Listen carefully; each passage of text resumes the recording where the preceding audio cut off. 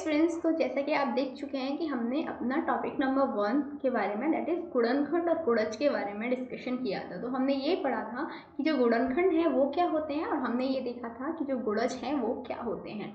साथ ही में हमने उनसे रिलेटेड कुछ सवालों को भी हल किया था। अब हमारा ये सेशन नंबर 2 है, टॉपिक नंबर 2 है और टॉपिक नंबर 2 में भी हम किसके बारे में पढ़ने वाले हैं? भाज्य एवं अभाज्य संख्याओं के बारे में। तो ये संख्याएं क्या होती हैं, ठीक है, यही चीज़ हम आज इस सेशन में डिस्कस करेंगे। तो देखिए, जब हम बात करते हैं भाज्य और अभाज्य संख्याओं की, तो आपको कुछ चीज़ें हैं जो पता होनी चाहिए। देखिए, पहले तो आपने देखा होगा संख्या 1, ठीक है, उसके गुणनखंड क्या होता है? 1 ही होता है। तो संख्या 1 के गुणनखंड 1 होते हैं।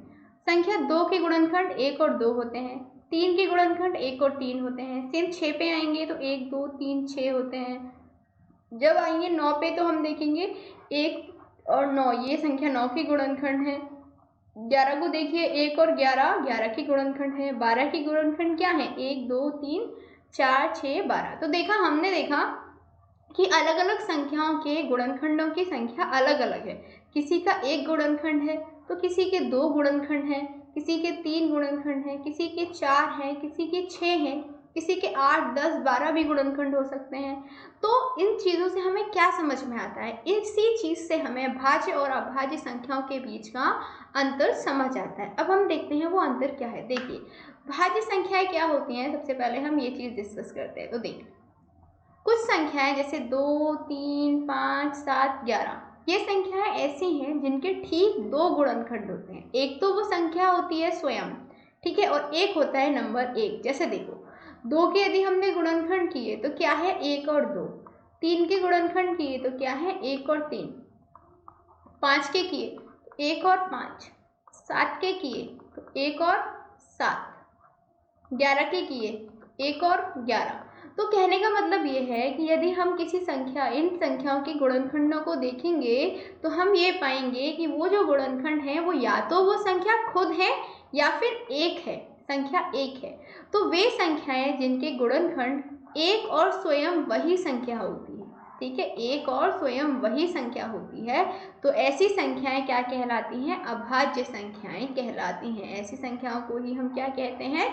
अभाज्य संख्याएं कहते हैं। समझ में आया? चलिए, अब चीज़ देखते हैं कि जो हमारी अभाज्य संख्याएं हैं वो क्या हैं। अच्छा, एक चीज़ आप नोटिस करिएगा, मैं आपको क्लियर कर देती हूँ। यहाँ पे ना ये भाज्य नहीं, ये क्या होना चाहिए था? ये हेडिंग यहाँ पे रॉन्ग हो गई है। यहाँ पे भाज्य की जगह क्या होना चाहिए था? अभाज्य संख्याएं होना चाहिए था, ठीक है। तो ये अभाज्य संख्याओं की डेफिनेशन है। अच्छा, यहाँ आइए, देखिए, यहाँ पे हमें पढ़ना है कि जो अभाज्य संख्या, हमने पढ़ लिया क्या होती है, अब भाज्य संख्या क्या होती है। तो ये क्या है? भाज्य संख्या, ठीक है, भाज्य संख्या क्या होती है। तो देखिए, कुछ संख्याएं जैसे 6 8 4 9 10 इत्यादि, ये संख्याएं ऐसी हैं जिनके 2 से अधिक गुणनखंड होते हैं, ठीक है। ये संख्याएं कौन सी हैं? जिनके 2 से अधिक गुणनखंड होते हैं। ये संख्याएं भाज्य संख्याएं हैं, ठीक है, भाज्य संख्याएं हैं और इनको हम क्या बोलते हैं? कंपोजिट नंबर बोलते हैं। तो सिंपल सी बात है, वे संख्याएं जिनके 2 या 2 से ज़्यादा गुणनखंड होते हैं वे भाज्य संख्याएं कहलाती हैं। क्लियर? क्यों? क्योंकि देखिए, 4 की गुणनखंड 1 भी है, 2 भी है और 4 भी है, ठीक है। 9 का गुणनखंड 1 भी है, 3 भी है और 9 भी है। 10 का गुणनखंड 1 भी है, 5 भी है और 10 भी है। तो हमने देखा इन सबके 3 गुणनखंड है, मतलब 2 से अधिक गुणनखंड है। क्लियर? तो ऐसी संख्याएं क्या हुई? भाज्य संख्याएं हुई। कैसी हुई? भाज्य संख्या हुई। अच्छा, देखिए, ध्यान रखने वाली बात है कि जो नंबर 1 है, जो संख्या 1 है, वो ना तो अभाज्य संख्या है और ना ही भाज्य संख्या है। क्लियर? अच्छा, अब आते हैं हम कि हमारी एक बहुत ही इंपॉर्टेंट विधि रहती है और उस विधि को हम कहते हैं इरेटोस्थेनेसिस की विधि। ये क्या होती है? See what? इरेटोस्थेनेसिस। देखिए, सिंपल सी बात है, यदि हमें भाज्य और अभाज्य संख्या निकालनी हो तो हम इस विधि के हिसाब से निकाल लेते हैं। कैसे निकालते हैं? देखो, सबसे पहले हम नंबर 1 को काटते हैं, उसके बाद हम एक भाज्य संख्या देखते हैं, अभाज्य संख्या देखते हैं, फिर दूसरी संख्या देखते हैं, फिर तीसरी संख्या को हम काट देते हैं। तो ये काटने की विधि देखो कैसे चलती है। देखो, 2 है, 2 के कितने गुणज होते हैं? 2 4 6 8 10, ठीक है ना, 12, ठीक है, ये चीज़ होती है।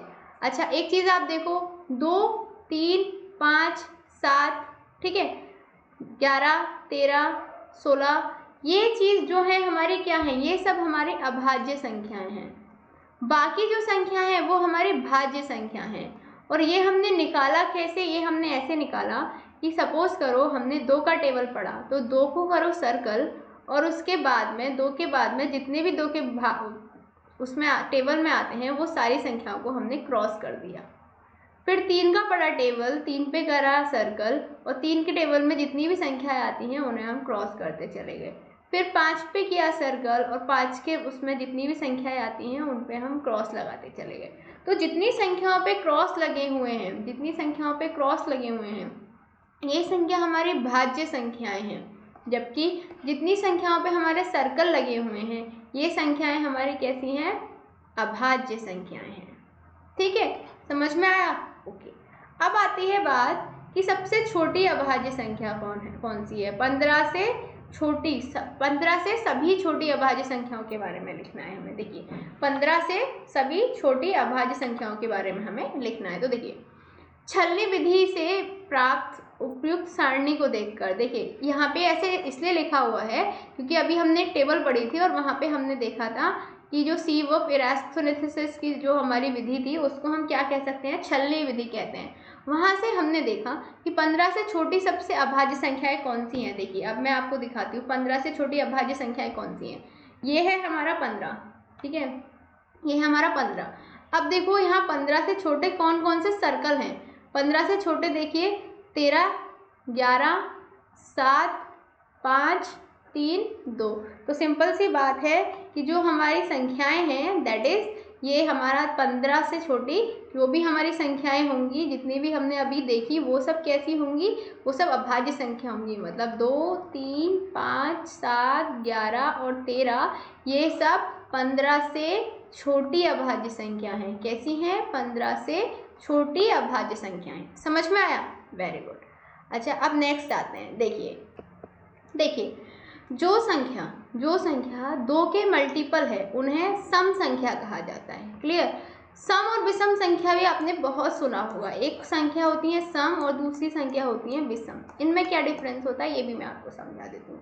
तो जो संख्या 2 के मल्टीपल हैं उन्हें सम संख्या कहा जाता है। ठीक है, अब 2 के मल्टीपल कौन सी संख्या हैं? देखो 2 दूनी 4, सॉरी ऐसे देखते हैं, 2 दूनी 4, 2 तिया 6, 2 चौका 8, 2 पंजे 10, 2 छिक्की 12, 2 से 14, 18, 20, 22, 24 और भी आगे ऐसे हम बढ़ते जा सकते हैं। तो ये सारी जो संख्याएं हैं, ये क्या हैं? ये 2 के मल्टीपल हैं, मतलब 2 के मल्टीपल हैं। तो इसका मतलब ये संख्या कैसी हुई? सम संख्या हुई। क्लियर? अब बात आती है कि विषम संख्याएं क्या होती हैं। लेकिन विषम संख्याओं से पहले हम कुछ संख्याओं का हम क्या करते हैं, अभ्यास करते हैं और देखते हैं आपको समझ आया या नहीं। अच्छा देखिए, 18 है, वो सम संख्या होगी या नहीं? सिंपल सी बात है, 18 को यदि हम 2 से क्या करें, डिवाइड करें, 0 रिमाइंडर बचेगा। इसका मतलब कि ये सम संख्या हमारी है, ये हमारी संख्या सम है। सेम।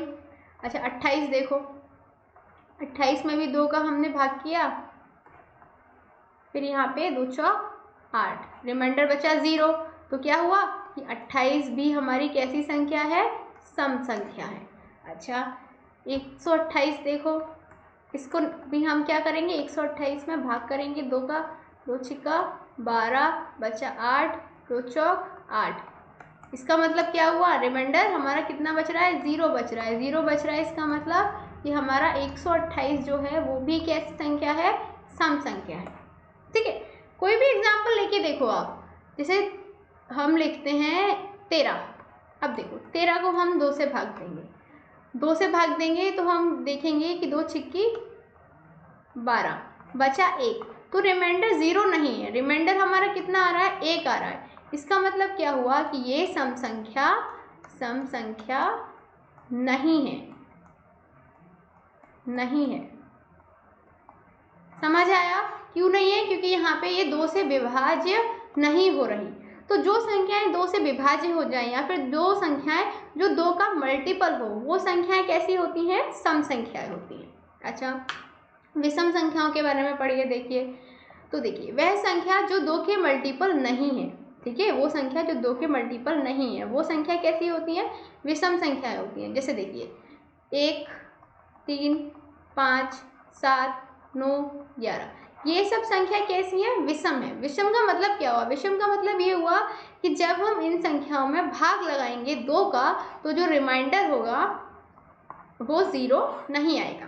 समझ में आया? देखो करके देखते हैं कैसे होगा, अभ्यास करते हैं इसके बारे में भी। देखिए हम कोई भी एक संख्या लेते हैं, जैसे 11 है, डिवाइड करो 2 से, 2 पंजे 10, कितना बचेगा, कितना बचेगा, 1 बचेगा। रिमाइंडर 0 है, ऑब्वियसली नहीं है। रिमाइंडर कितना आ रहा है, 1 आ रहा है। इसका मतलब ये सम संख्या नहीं है। सम नहीं है इसका मतलब ये संख्या कौन सी हुई, जो 11 है वो एक कैसी संख्या हुई, विषम संख्या हुई। ठीक है, सेम 23 को देखो, 2 का भाग लगाओ, 2 एकम 2, बचा 3, 2 एकम 2, बचा 1। यहाँ पे भी देखिए रिमाइंडर कितना आ रहा है, 1 आ रहा है। तो ये संख्या जो है हमारी 23, ये भी कैसी हुई, विषम संख्या हुई। अच्छा एक और एग्जाम्पल लेते हैं, 127 देखिए, 2 का भाग लगाया, 2 छिक्का 12, यहाँ बचा 7, 2 तिया 6, बचा 1। तो यहाँ पे भी हमने देखा कि जो रिमाइंडर है वो 0 नहीं है। इसका मतलब 127 जो है वो भी हमारी कैसी संख्या है, विषम संख्या है। समझ में आया? कोई कंफ्यूजन नहीं होनी चाहिए। तो अब कुछ महत्वपूर्ण तथ्य हैं उनके बारे में भी हम यहाँ पे पढ़ लेते हैं। तो देखिए पहला चीज़ ये है कि सबसे छोटी सम संख्या कौन सी है, तो वो 2 है। क्लियर? तो 2 सबसे छोटी अभाज्य संख्या है और वो एक सम संख्या भी है। ये तो हमने पढ़ा है ना कि 2 कैसी है, एक अभाज्य संख्या है और 2 हमारी एक सम संख्या भी है। तो जो 2 है वो सबसे छोटी अभाज्य संख्या है और ये एक सम संख्या भी है। दूसरी चीज़ ये है कि 2 के अतिरिक्त सभी अभाज्य संख्याएं विषम होती हैं। क्लियर? सिर्फ एक 2 है जो सम संख्या है, जो सम संख्या है, क्योंकि 2 से 2 में जब भाग देंगे तो रिमाइंडर कितना आएगा, 0 आएगा। तो 2 तो एक सम संख्या है, लेकिन 2 के अलावा जितनी भी अभाज्य संख्याएं होती हैं वो सब कैसी संख्याएं होती हैं, विषम संख्याएं होती हैं। समझ आया? नेक्स्ट देखिए, तो हम लोगों ने काफ़ी सारी चीज़ों के बारे में आज यहाँ पे इस सेशन में डिस्कस किया। जैसे हमने पढ़ा सबसे पहले कि जो भाज्य हैं वो कौन सी संख्याएं होती हैं, अभाज्य संख्याएं कौन सी होती हैं। तो आपने देखा कि भाज्य संख्याएं वो होती हैं जहाँ पे जो हमारा 2 है उसकी मल्टीपल हो, कोई भी संख्या, जैसे 2 है, 4 है, 6 है, 8 है, 10 है, ये सब क्या है, ये 2 के मल्टीपल है। देखो एक चीज़ और रिवाइज करा देती हूँ कि देखिए जो भी हमारा 2 है, 4 है, 6 है, 8 है, 10 है, 12 है, 14 है, ये जैसी संख्याएं ये सब 2 से भाग में हो जाएगा, 2 के मल्टीपल हैं। तो इसीलिए ये संख्या कैसी है, भाज्य संख्याएं। यदि बात आए कि अभाज्य संख्याएं कौन सी होती हैं, तो अभाज्य संख्याएं वो होती हैं जो बेसिकली जिनके गुणनखंड एक ही हो। अच्छा एक चीज़ याद रखना, ऐसा नहीं है कि भाज्य संख्या 2 से ही डिवाइड हो, ये भी पॉसिबल है कि भाज्य संख्या वो हो जिनके जो गुणनखंड हैं वो 2 से ज़्यादा हो। हाँ ये याद रखिएगा कि भाज्य संख्याएं वो होती हैं जिनके जो गुणनखंड हैं वो 2 से ज़्यादा हो। ठीक है, 2 से ज़्यादा हो। जैसे 9 है, ये 2 से डिवाइड नहीं होगी, 2 से डिवाइड नहीं होगी, 2 का मल्टीपल नहीं है, लेकिन फिर भी इसके जो गुणनखंड हैं वो 3, 1, 9 है। इसका मतलब इसके 3 गुणनखंड हैं और 3 गुणनखंड है, इसका मतलब ये एक संख्या भाज्य संख्या है। ठीक है। अच्छा दूसरी चीज़ हमने पढ़ी अभाज्य संख्याएं कौन सी होती हैं। तो अभाज्य संख्याएं वो होती हैं जिनके जो गुणनखंड है वो सिर्फ 2 हो या 2 से कम हो। वैसे 2 से कम तो होते ही नहीं है, तो आप ये समझिए कि सिर्फ 2 हो। क्लियर? अच्छा तीसरी चीज़ हमने पढ़ी सम संख्याएं क्या होती हैं। तो सम संख्याएं वो होती हैं जो 2 की मल्टीपल हो, और विषम संख्याएं कौन सी होती हैं, जो 2 से भाग उनमें ना जा पाए, मतलब जो 2 की मल्टीपल ना हो। तो आई होप आपको ये चारों के बारे में आज अच्छे से समझ में आ चुका होगा। चलिए विश्वास करती हूँ आपको ये सेशन बहुत पसंद आया होगा। उम्मीद करती हूँ हम नेक्स्ट सेशन में जल्दी मिलेंगे। तब तक के लिए शुक्रिया।